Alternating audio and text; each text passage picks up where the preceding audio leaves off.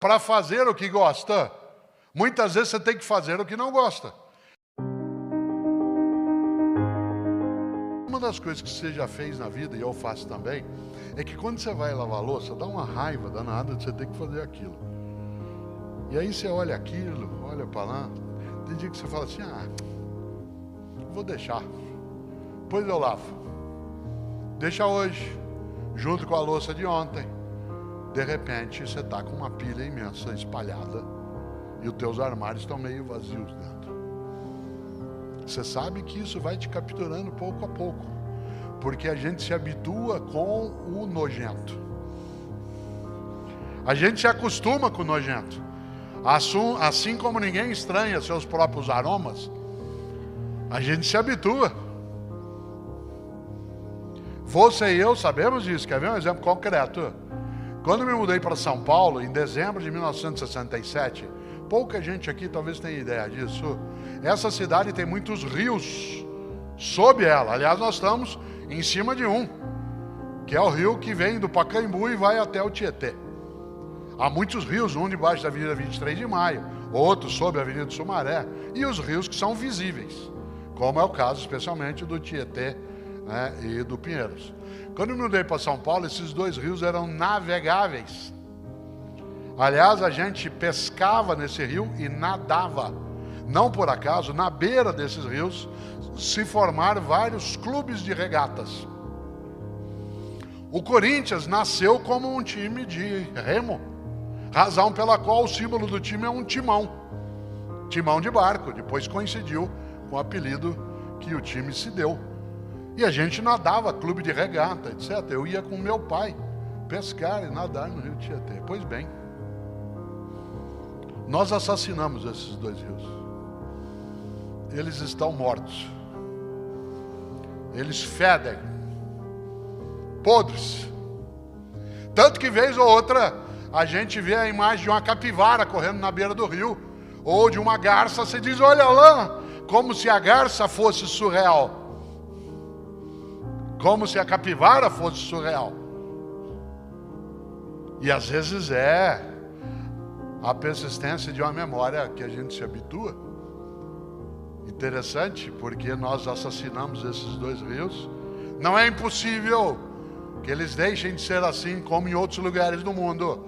Hoje o Tamisa, em Londres, não só é navegável, como se pode nadar nele na Uera. Isso num país que fez a Revolução Industrial no Ocidente e poluiu tudo. Claro. O pior é que a gente se habitua. Pior do que se habituar com o podre do rio é que a gente acostuma. Pior ainda, tem saudade. Você está viajando no interior de São Paulo, vindo lá do final da Castelo Branco, de Santa Cruz do Rio Pardo, de onde é uma boa parte da minha família, e é lá que termina a estrada, a rodovia Castelo Branco. Olha que interessante. Quando você vai entrando na Marginal Pinheiros, aquele fedor, a hora que você chega em São Paulo, diz, ai, graças a Deus, já estou em casa. Você está vindo pela Fernão Dias, pela Dutra, pela Ayrton Senna, você entra no Tietê, aquela coisa podre, diz, ai, que bom, já estou chegando. A gente pousa no Rio de Janeiro, no aeroporto Antônio Carlos Jobim, o Galeão. Abre a porta da aeronave, quando ela não está com um finger, vem aquele fedor do mangue em volta.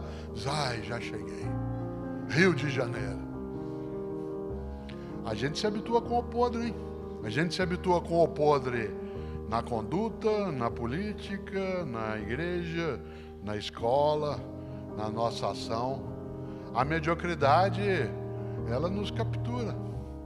Por isso, eu faço um esforço de não deixar de lavar a louça. Você diz assim, mas um dia só. Opa!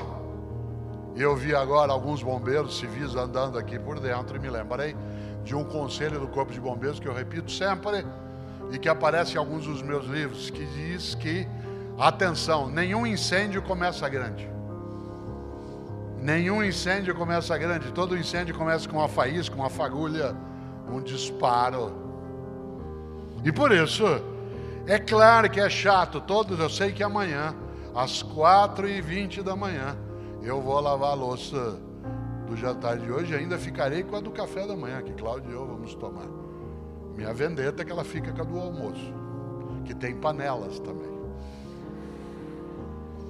Olha que coisa boa. Por que eu vou lá e lavo? Porque você não acostuma a deixar. Assim como eu posso acostumar a deixar parte das roupas que estou usando pendurado atrás da porta. Ou vai deixando jogado em cima de um mancebo. Ou vai largando. Às vezes é assim, mas isso é obsessão. Não. Como eu digo sempre em vários lugares, a disciplina é a organização da liberdade. A disciplina é a organização da liberdade. Quanto mais disciplinada ou disciplinado você ou eu fomos, mais livres nós vamos ser, porque nós vamos ter mais tempo para as coisas que de fato têm sentido. Nesta hora, claro que eu vou lavar a louça e eu não quero.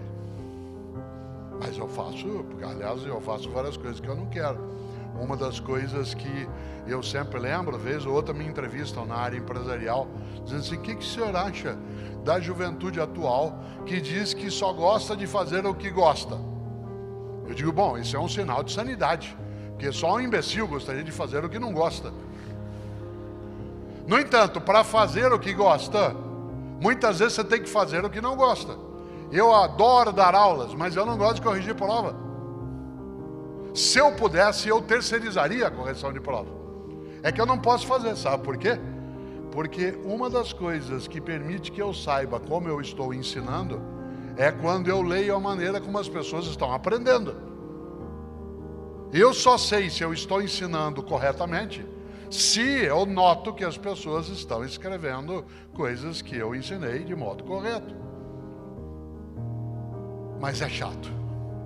Você corrigir prova significa num domingo à tarde a família inteira saindo, dando tchau. E você lá com 200 provas sobre a mesa, 200 redações, 200 textos, em que você vai ler sobre o mesmo assunto nas 200. Com letras inacreditáveis. Parte delas não parece vir do Salvador Dalí, mas do Picasso. É mais que surreal, é dadaísta ao extremo. É cubista como Picasso. Já imaginou? Mas eu preciso fazê-lo.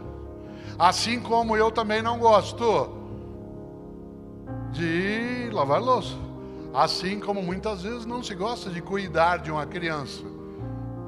Mas é preciso fazê-lo. Porque para você fruir os outros momentos, você precisa ser capaz também, claro, de fazer o que não é tão agradável. Nesta hora, volto. Uma pessoa que tem a recusa, a mediocridade, entende essa percepção e vai além dessa condição. E eu lembro isso exatamente porque, já pensou, a ideia de eu ter de lavar a louça. E eu lavo. E vou reclamando nos primeiros 5 minutos. Sozinho, naquele horário. Mas na sequência eu começo a querer que aquele seja a melhor louça lavada do mundo. Não quero que eu seja o melhor lavador de louça do planeta, mas eu quero que aquela seja a minha melhor lavada de louça. Eu quero que eu, Cortella, não seja medíocre naquilo. E aí eu vou lavando e vou guardando, colocando em ordem dentro do escorredor. E aí ao final, acho que você já fez isso várias vezes.